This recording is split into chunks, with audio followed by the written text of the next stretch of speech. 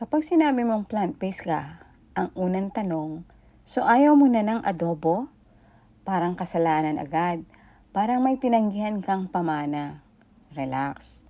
Hindi ka tumatanggi sa adobo. Ang adobo ay hindi lang ulam. Memory yan. Bahay, pamilya. Pero tandaan, ang kultura, hindi museo. Buhay yan.